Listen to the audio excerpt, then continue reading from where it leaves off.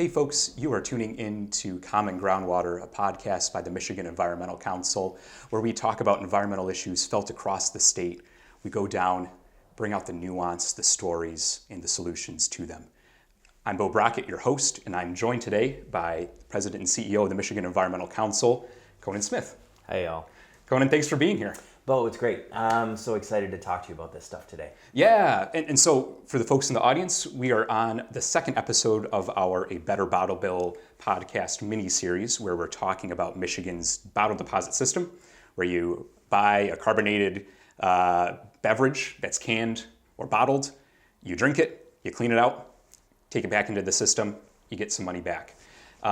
We spent our last episode talking with Bill Rustum about the history of the bottle bill. Bill Rustum was one of the lead figures in helping make that system a reality. And I'm here to talk to you today about what the future might look like for this system. So I'm really excited. It's cool to follow up Bill. He's an icon in the environmental and conservation movement, but also like his visionary leadership on things like the bottle bill has been felt for generations. So I hope we can build off of that. Yes.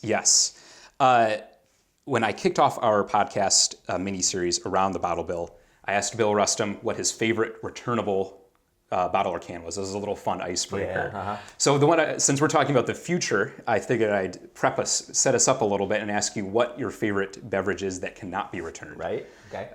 Any favorites come to mind? All right, so this here is a bottle of Blanton's Kentucky whiskey. Our current bottle bill only covers carbonated beverages. So anything that comes in a wine bottle or a liquor bottle, can't be returned. So, there you go, my favorite. There we go. Although I'd have to imagine you'd probably want to keep that one just because of the top, if anything. Yeah, I mean, it's let's pull it open. You'll see how much the Environmental Council people have consumed of it, but it's a nice bottle. It is very nice. It's the kind of one that you might want to hang on to. Yeah, yes. It's a gift from Joe Bauer, our Chief Operating Officer. Oh. Well, I am not as fancy in my favorite non-returnable beverage. The one I probably drink the most are probably like Gatorades, Propels, those sorts of sports drinks, which are very prevalent, at least in among cross-country track sports I ran. Hydrate. You have to hydrate, but once you're done with it, it's tough to find a recycling spot for it if you're out racing. That's probably what I drink the most, but I try to be a little bit fancy, and I brought a non-returnable beverage that's a pop, actually, a root beer with maple syrup instead of corn syrup. Right on. So, nice. It's been pretty good. I'm sure we'll talk about this, Beau, but that's a carbonated beverage that doesn't have a bottle return on it because it's small batch. Yes. So that's the other thing. We have a lot of support from Cherry Republic up north. They make soda. I actually bought you one recently. That's right. A cherry cola soda that I still owe you. And those don't have a deposit on them either. I didn't actually think that through before. So that's another way that we're not recovering. Another set of bottles we're not recovering. Yeah. And of course, I asked this question intentionally, but you set us up well for the next question I had in mind, which I want to ask you about what the vision for our bottle bill might be in a general sense. We kind of prepped this up with Bill. He talked a lot about how over the past 50 years or so, the bottle deposit system has seen great success, not only in terms of its public support, the people passed it, they've loved it ever since, but also in terms of returning its return rates. We've seen like a 90% average return rate over the past 50 years where pop bottles, pop cans, etc., are being returned at that high percentage rate. But as Bill also kind of alluded to in our last episode, there are some struggle points. Consumer trends have changed, so society has changed in those 50 years since. Before we kind of get into the specifics of it all, could you kind of lay out what this grand vision of the bottle deposit system is for the Environmental Council? Sure. So I'd start by saying that the deposit return system that we have in Michigan, the Michigan Bottle Bill, is the 9th most effective recycling program in the world. It is cream of the crop. We get a container into that system and it gets recycled on average 6 times a year. Wow. So one can gets back through that loop 6 times. It becomes 6 cans. it is an incredibly effective system for what it covers. And some of the problems that we've faced have been the expansion of the different kinds of beverages, increases in traditional recycling programs, which are less efficient, frankly, than the bottle bill. And as you mentioned, just some consumer trends, some participation trends dropping.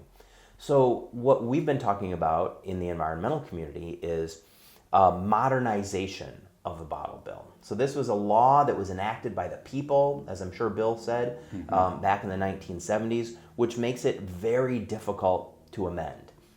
It's a great law. It's well protected by the process by which it was adopted, but it's very difficult to make even small changes.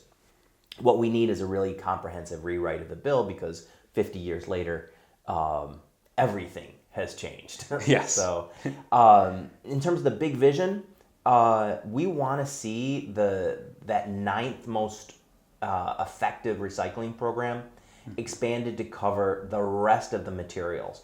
Right now, we only cover about 57% of all of the containers in the state. We need to get that up in the 90 range. It'll still be fine to exempt things like our small batch carbonated beverages, to exempt things like milk bottles, but we've got to get up to a point where the vast majority of containers are covered by the bottle bill. Yeah. I really like this too because sometimes when you're covering environmental issues and working on them, it can feel a bit tough, right? Because you're starting out from, at some cases, ground zero and building your way up. You're trying to just get some basic protections in place. What I love about this vision for a better bottle bill is that we have a great system already in place. What we want to do is just make it even better. We want to expand it out and share that love, share that success out with other sorts of bottles and cans. We've done some public opinion research on this, and we found Michiganders still love the bottle bill. They love what it delivers. We've asked a lot about should the deposit value change in order to incentivize more participation, but it turns out, at least in our research, that dime is not why people are doing it. People are returning their bottles and cans because they believe in recycling. And like you say, there we start with a strong environmental value that we don't need to create very strong economic incentives behind. The people want a mechanism by which to participate in that environmentalism. Yeah, that's great. And I should say too that at the end of our last episode, we kind of put out a pitch calling for people to share their own thoughts with about the bottle deposit system, the good, the bad, things they'd like to see. And in addition to some of our polling, you and I and other folks on staff have just been talking anecdotally with folks over the past few weeks and even months about the bottle deposit system. And so I'd love to maybe take the rest or a good chunk of our podcast today and kind of talk about some of the specifics about our vision for a better bottle bill in the context of what some people have talked to us about. Well, the one thing I hear the most is what you kind of just mentioned. The one thing that people seem to have loved in general from what we've heard about the bottle deposit system is that its environmental impact is felt, both in the individual level and across the state. If you look around, you're not seeing many cans or bottles of pops or beers on the ground for very long because people just know to pick them up and return them. What does our new vision for our bottle deposit system, our bottle bill, have in mind when it comes to environmental protections? What changes? What stays the same? Sure. So the biggest thing is the containers that are going to get covered, right? So we're facing pretty serious microplastic pollution challenges in the Great Lakes region. I mean, we're facing them around the world, but we are the stewards to 20% of the world's fresh water. So it's particularly important that we manage plastics pollution here. The most effective way for us to do that in the area of containers is to get them into a very reliable, repeat, closed loop circle recycling system.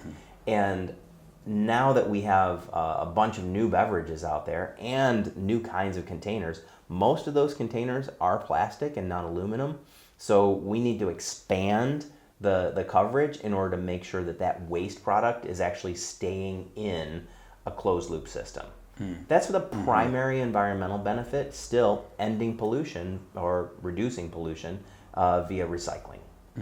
That's great. And I know that even beyond the actual return of the cans and bottles, there's also some mechanisms in place to further help with cleanup of polluted places as well, with some of the financial systems. So built into the bottle bill currently, when someone doesn't return a can, that dime gets left over, collected in a fund at the state. We call those the sheets.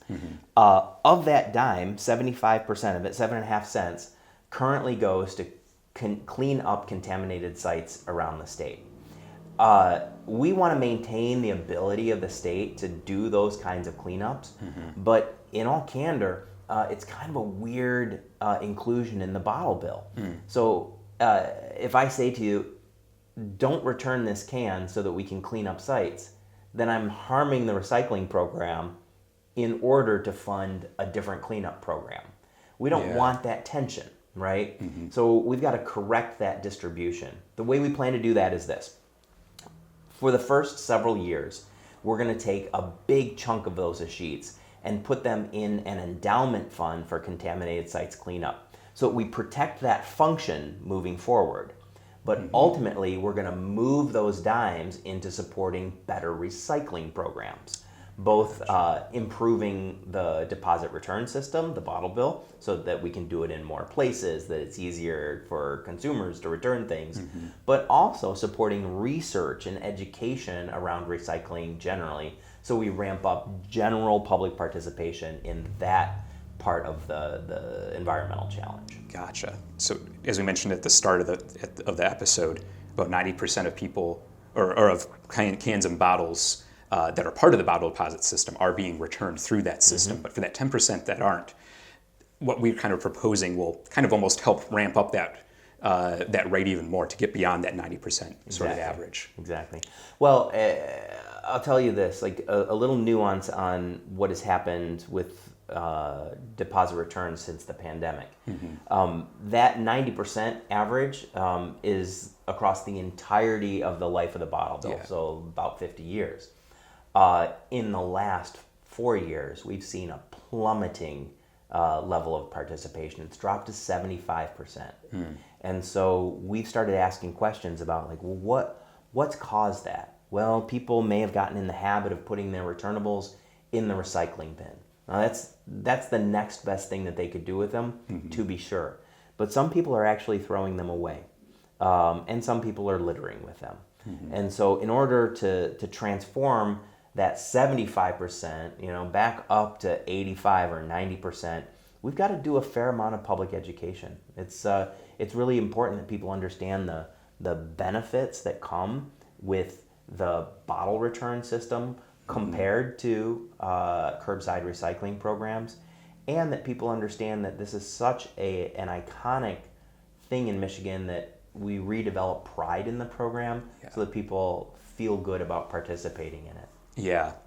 It really, this program I really like because it allows the individual to participate, but because there are millions of individuals participating across the state, it also has this sort of systemic effect where it's not just you recycling 10 cans. It really is millions of bottles and cans being recycled each and every year, and keeping those out of the environment, keeping them in the recycling system. Let me tell you, it's not millions, it's billions. Wow.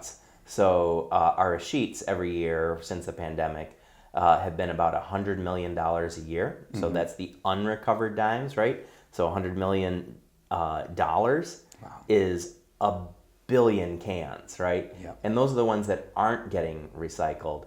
There's another 3 billion cans that are. Wow. Right? There we go. Huge numbers, right? Yeah.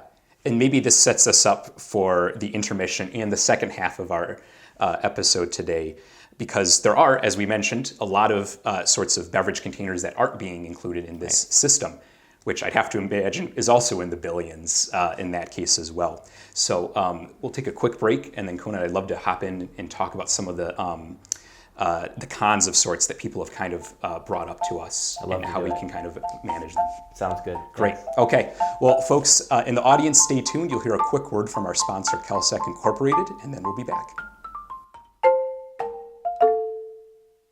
The Common Groundwater podcast is brought to you by Kelsec, an international company headquartered in Kalamazoo that provides expertly crafted ingredients that help food and beverages look better, taste better, and last longer, all naturally.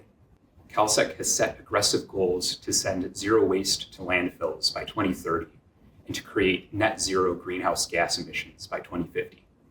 You can learn more at calsec.com. Welcome back, folks. You are tuning in to Common Groundwater, a podcast by the Michigan Environmental Council. You just heard a word from our sponsor, CalSec, a B Corporation based in Kalamazoo. And I'm returning with Conan Smith, my boss at the Michigan Environmental Council, president and CEO. We're talking about the future of Michigan's bottle deposit system, otherwise known as our bottle bill. Conan, we kicked off our podcast talking about kind of the overall vision and why we're doing it. We talked a little bit about the joys of our bottle deposit system as it currently stands. People love it for its environmental benefits because of the things they get to recycle. They get to play a role in like a larger effort. But there's also some concerns, some pains. And so I'd love to dive into those a bit more. You queued us up right at the intermission talking about how not all bottles and cans can be returned for various reasons. Mm-hmm. How will our bottle deposit system or our vision for it kind of address those concerns that people have? Yeah, and this is a real space of anxiety for consumers. So there's two parts of that pain. I'm going to talk first about like the bottles that we don't return. So imagine trying to explain to a little kid, 5 years old, like you got to put this bottle in this bag and this bottle in that bag because these are returnable and these aren't, and they look the same, right? Like a bottle of Coke is returnable, a bottle of water is not, right? Like that's a complex thing for a young child to understand, and as an adult, it's just frustrating. They're made from the same material, right? I buy them at the same place. Like, why can't I take back the one that I can't take back? And so in our current system, like I said, we only cover about 57% of the containers out there. So 43% of them are not returnable at all. We want to see in this bottle bill an expansion of the numbers and kinds of containers that would be subject to the deposit and thus available for that circular economy recycling. That would include juice bottles, water bottles, sports drinks, beer, wine, liquor, canned cocktails, you know. There are all sorts of beverages out there now that we don't recycle or don't count as returnables.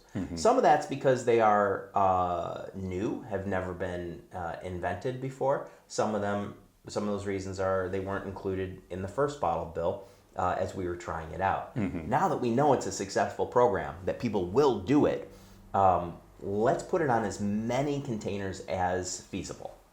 Yeah. And I remember just growing up too, right? You have like your big old grocery cart full of cans and bottles. You go in there and then like you always end up with a handful of them that are like, why can't I return these things at this location? To your point, sometimes it's because it's literally the type of beverage or that is allowable versus those that aren't. Other times, and this is what we've heard from some folks too, it's because you're not at the right redemption site. You're not at the right place to return your bottles. This is something I actually heard specifically from a bottle distributor, someone who like works on distributing bottles, just at a very local level. And he was saying how frustrating that was, especially for folks at like party stores and the like, when you get a huge wave of people coming in and not all of them can even end up being returned there. I don't imagine there's any adult out there who buys beer who hasn't had, well, maybe it's not even beer, who hasn't had this experience where you go into the reverse vending machine, it spits your bottle back out at you because that store doesn't sell it. And then what do? You know, put it on top of the machine. A lot of people do that. I see that everywhere. There's usually a trash can or a recycle bin nearby. Put it in there. Some people are very diligent, will take it home and make sure that it gets returned to the place that they bought it. But that's frustrating, and that is inconvenient for the consumer. So another thing in our version of a modernized bottle bill is something we call universal redemption. Any bottle, any can, anywhere. Shouldn't be a problem. And this, just to make sure I'm understanding right, like so if I buy a bottle, let's say from Kroger, I buy a pack of Blue Moon, I have to go back to Kroger in those cases, or a place that has sold Blue Moon in order to get my return back. If they don't sell Blue Moon, it's no good for me. Right. Gotcha. The final kind of pain point that we've heard from people, mostly in the polling, is that some folks are a little bit wary when they hear the idea of expanding our bottle bill out. About one, potentially raising taxes on us, and then two, those return rates going up. So the initial deposit we placed, that 10 cents going up to 15, 20 as we expand it. In our version, or in our vision of the bottle bill, those are things that we don't have to worry about though, right? Well, we don't include an increase in the deposit value. So when we saw participation, pre-pandemic participation in the 80 and 90%, that says that the 10 cents is a sufficient economic incentive. That plummeting drop-off we saw after the pandemic is thus attributable to other causes. Would a higher deposit value help? Maybe. Like if it was a quarter, that would maybe incentivize people to make sure they were getting all their cans back in the system. But you got to remember that's also a quarter that gets on every can for a 12-pack, right? So that's $3 on a 12-pack that maybe costs you $5, right? So you've significantly increased the cost of buying that. Now you get that money back, right? So you could recycle it into the next 12-pack, but it's a challenge, right? So in our version of the bottle bill, 10-cent deposit stays the same as is. Now the system itself is really expensive, right? Imagine, if you will, you buy that can, right, and you put it in the reverse vending machine. For you as a consumer, that's a pretty straightforward activity, right? I took it home, I drank it, I brought it back. Well, there's a whole nother architecture behind the scenes there, right? Yeah. So someone has to pick up that used can. They've got to get the dimes back to different places, right? So you put a dime in at Kroger's, but you returned your can at Meijer's, right? So how do you get your dime back? That's part of the system.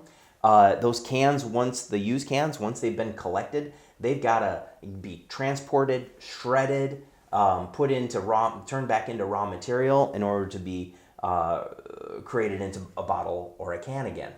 That backside of the system is really, really expensive. The vast majority of those expenses right now are carried by the industry itself. So retailers, you remember we talked about the leftover dime? Yep. Retailers get 25% of those dimes. So that helps them a little bit with their costs because they've got to create the space in their stores for vending machines or for returns. They've got to pay the staff who are counting out the cans or cleaning up the return area. So there are legitimate expenses on the retail side that we try to help out with, but we don't try to help out at all for distributors and manufacturers right now. Now, that could be considered just a cost of doing business in Michigan, and that's a totally legitimate way to approach that problem. In our version of the bottle bill, though, we'd like to be able to support the players in that system to do the right thing more frequently. And so right now we're discussing a variety of methodologies. One of them is called a handling fee. It's effectively a half penny or a penny that the consumer would pay on each can, and that would support that back office system. In effect, in summary, we are not raising the deposit, but you might see an increase in the cost of the can in order to cover the expense of returning that can and recycling it on the backside. Gotcha. Thank you, Conan. Appreciate it. And again, I like this too because it's an individual effort. It's a collective effort among individuals. And now, as you've kind of elaborated, it's also like an industrial or an industry-based effort too. It's everyone coming together to work on this issue. I've kind of highlighted what I kind of heard from folks as being the top concerns, the top things that they like about the bottle deposit system. Is there anything else that you want to mention when it comes to either the current system or what you have in mind or what we have in mind for its future? There are a variety of challenges with a law that was written in the 1970s, right? It would just simple management. So, for example, we didn't have personal computers when this law was passed. We certainly didn't have smartphones, right? We didn't have the ubiquity of technology for communications or for transactions. So we want to create more flexibility in there, again, to improve the convenience for consumers. Imagine if you could manage your bottle deposits, those dimes, on an app on your phone, right? Oh, yeah. So, like, you've bought the cans, right? Like, that deposit goes there, or that deposit goes to the state. When you return your cans, instead of getting that little slip of paper you get at the major grocery stores, you just get that money deposited in your account via the app. We don't have that ability right now in the bottle bill. We also don't have really great data access. So I can't tell you where in the state bottle returns are higher or lower. So we want to create more public access to the data about bottle returns. That helps us know where to market, right? Where to support education programs, where to ask questions like, are there not enough recycling centers or redemption centers in this part of the state, and we need to invest more heavily. So data transparency and accessibility is a big part of what we're trying to do here as well.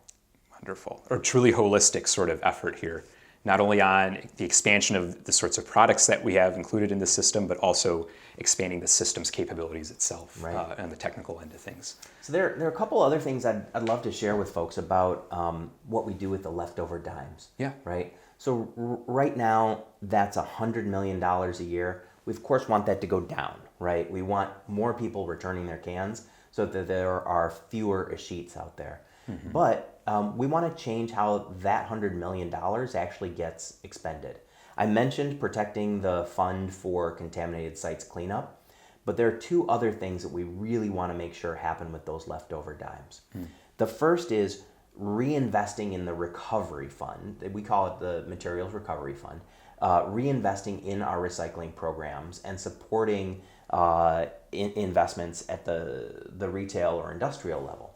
So, for example, if you had a curbside recycling program that was able to separate and sort out those returnable cans from the general recycling or from the trash, that would help that materials recovery happen more efficiently. And it'd be good for the recycling center. It would be good for the environment as well. Those machines, those optical machines, are really expensive. So typically nonprofit or government recycling centers aren't readily able to invest in them. Gotcha. So let's provide some funding for that through the bottle bill. Your little mom and pop retail stores, like you're up north and you buy a 12-pack. They often don't have reverse vending machines because those things cost like $30,000, and those stores are often on the margins. So we can use these funds to support those smaller stores getting the technology that makes it easier for consumers to return their bottles and cans. And there's just an enormous amount of research that can improve our system as well. So we want to create grants for people to experiment, to study, to figure out like how this system is in a process of continuous improvement. The last thing we want to do with those dollars is make sure that the public is well educated about recycling and the bottle bill itself. We grew up returning these bottles and cans. Yep. There's a generation before mine, my mom and my aunts, the Bill Rustams of the world, who created this thing, so they're deeply vested in it. But honestly, as time goes on, people don't understand the reason that we built it in the first place. They didn't see the pollution in the streets that has been cleaned up because of the bottle bill. And so we need to remind folks, we need to do consistent education to say, one, this is an amazing program, incredibly effective, and two, here's the impact, right? It's making our environment better. So let's keep doing this, Michiganders. Yeah, that's fantastic. I kind of like, given that we're talking so holistically, I'd like to maybe start to wrap up our episode today by getting a little bit big picture, a little bit heady with you. Okay. You're familiar with the style of question because I feel like you've asked it in some of our past webinar series, but like, if you were to think, like we're nearing the 50th anniversary of our current bottle deposit system. Yeah. If our vision for a better bottle bill becomes reality, what do you hope Michigan will look like 50 years from now, or from that moment onward? Right, yeah. So it will take a little bit of time for implementation, for sure. But one, I never want to see another plastic bottle on the beaches. Yeah. Like that, I think the way we transformed the streets and the alleyways with the first bottle bill, I want to make sure that the rest of our natural environment is protected from that litter as well. I don't want to be out backpacking. I don't want to be beach walking. I don't want to be swimming and see a bottle or a can that could be recycled. So that to me is like the first thing. And the second is I want us to be as proud as we have been over the last 30 years of having the best recycling program in the world. We have an excellent program right now, but it doesn't capture everything that it could. So our bragging rights are at risk, right? Like, Yeah. I want us to say, 30 years from now, nobody, none of those European countries, none of the West Coast states, nobody is doing this better than Michigan.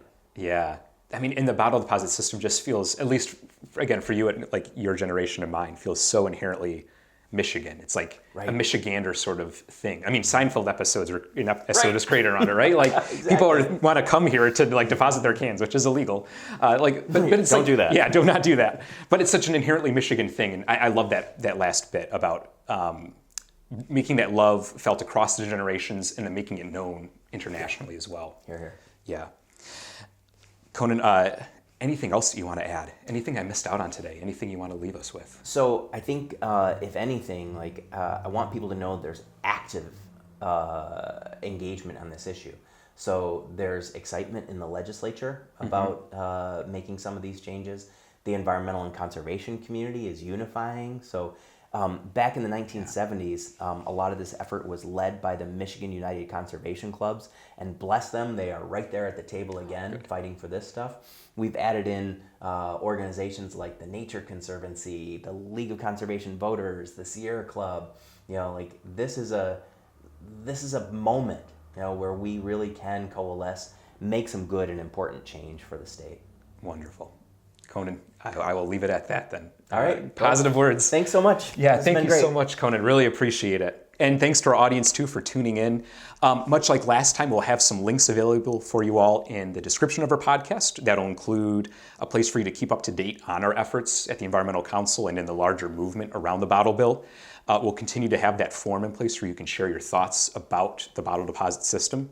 And we'll have a place for you as well to read up on some editorial pieces of ours around the bottle deposit system and other podcast episodes too. With that, thank you all in the audience, and a thank you to our sponsor, CalSec Incorporated as well, and we'll see you on the next episode.